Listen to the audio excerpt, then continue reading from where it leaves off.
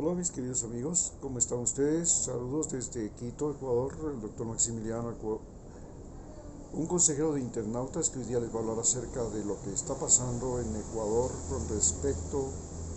a nuestra relación con Estados Unidos y a la sucesión presidencial. Es evidente que en este mes de mayo el presidente de la República de Ecuador va a cambiar. Ya no será Guillermo Lasso porque está en un juicio y de ese juicio lo más seguro es que él termine desistiendo del cargo o por último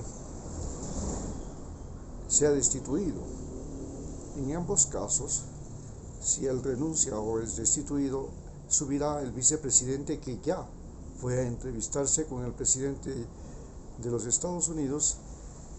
prácticamente para indicarle que va a ser el próximo presidente de los ecuatorianos. Todos sabemos que desde el gobierno de Lenín Moreno, Estados Unidos es el que pone y quita presidentes en Ecuador.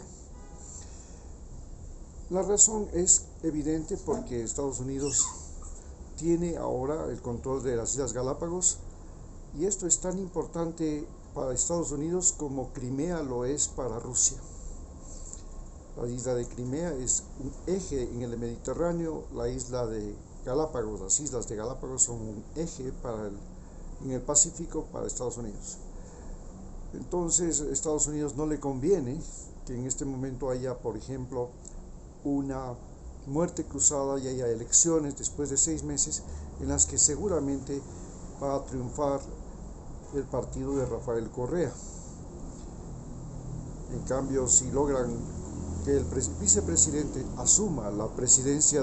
de Ecuador, entonces podrán quedarse 2 años más en Galápagos y eso significa mucho para Estados Unidos, que en ese lugar Guillermo Lasso les dio 200,000 kilómetros cuadrados, más que la superficie de algunos de los Estados Unidos o que Puerto Rico. En base a eso se puede presumir que Guillermo Lasso, que además no se encuentra bien de salud, va o renuncia o va a ser destituido. Lo reemplazará su vicepresidente, Borrero. Es un médico que va a hacer el mismo papel que desempeñaron algunos vicepresidentes, por ejemplo, Noboa, luego de la caída de Yamil Mawad, Palacio, luego de la caída de el coronel Lucio Gutiérrez, y ahora le toca a Borrero hacer el papel que hizo estos vicepresidentes anteriores, de tal manera que durante los próximos 2 años no se podrá decir que el correísmo logró llegar a ser poder, sino que continuará el proyecto neoliberal que planteó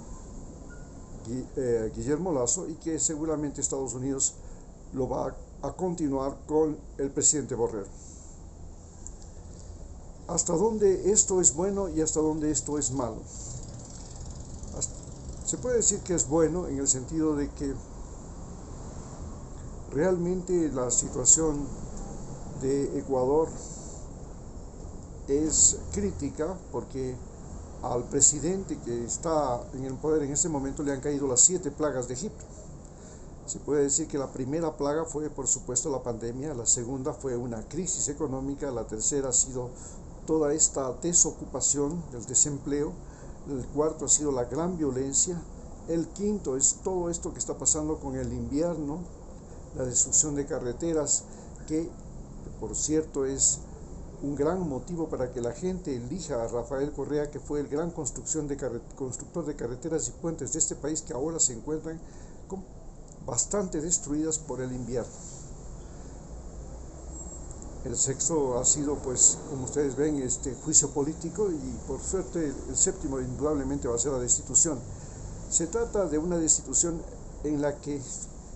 el presidente va a tratar de salir del país y refugiarse posiblemente en Panamá o Costa Rica, que son los lugares más seguros para que él pueda vivir o refugiarse, pueda ampararse, especialmente Panamá porque ahí tiene su banco, tiene intereses, tiene empresas, tiene muchas empresas offshore,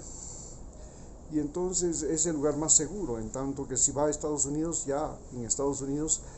los senadores de Estados Unidos han presentado una demanda contra él por no pago de impuestos en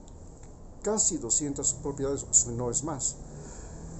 Ante esta situación, lo más conveniente para el presidente Guillermo Lasso es dejar el país y refugiarse en Panamá o en Costa Rica. En cambio, a Borrero pues le conviene subir al poder. Él no es muy inteligente, pero está casado con una periodista muy inteligente, y seguramente la situación de Borrero es continuar con la que se llama la guerra al narcotráfico. Esta guerra del narcotráfico le permite a Estados Unidos controlar el ejército y la policía y ahora la justicia de Ecuador. Vale señalar que en esta semana se han publicado nuevas leyes, y en estas nuevas leyes las Fuerzas Armadas ahora tienen un trabajo más coordinado con la policía. También los delitos de flagrancia permiten a la policía tener más tiempo para reunir pruebas y tener en interrogatorios y en custodia a los detenidos hasta 48 horas. Y en el caso de que la captura fuera en lugares remotos como el océano o la frontera, le permite a la policía tenerle a los presos detenidos hasta que lleguen a puerto. Esto quiere decir que los puede tener en barcos y embarcaciones, sometidos a interrogatorios, o en lugares especiales como los tienen a los detenidos cuando son atrapados por la Guardia Costera de los Estados Unidos, que los llevan hasta Guantánamo. Ahí los tienen hasta que alguna vez los llevan a Miami o a Los Ángeles a ser juzgados. Lo mismo va a pasar acá, donde los que sean detenidos en alta mar con drogas o con robos de lanchas, etcétera, etcétera, serán por un largo tiempo unos desaparecidos en algún lugar de Ecuador, o quién sabe si fuera de Ecuador, hasta que topen puerto. Y entonces, una vez que topen puerto, tienen 48 horas para poder ser acusados de flagrancia. Si es en la frontera, pasa algo similar. Pueden ser capturados en la frontera y el ejército puede tenerlos junto con la policía por tiempo indefinido en algún lugar, hasta que llegan a un lugar donde exista una autoridad, donde se pueda un juzgado de flagrancia, donde puedan entonces ser presentados y acusados. Esto le da un poder extraordinario a la policía, que además, gracias a estas nuevas leyes que salen, pueden usar armas de fuego contra las personas que ellos consideren ponen en riesgo su vida, la vida de los militares y policías, o la vida de alguna persona, de cualquier otro ecuatoriano, y ese puede ser una excusa para disparar y matar. Antes eso no había, y entonces los policías se veían a veces sin las ley que les permita disparar contra un delincuente. Ahora ya no. Estas nuevas leyes además sancionan, por ejemplo,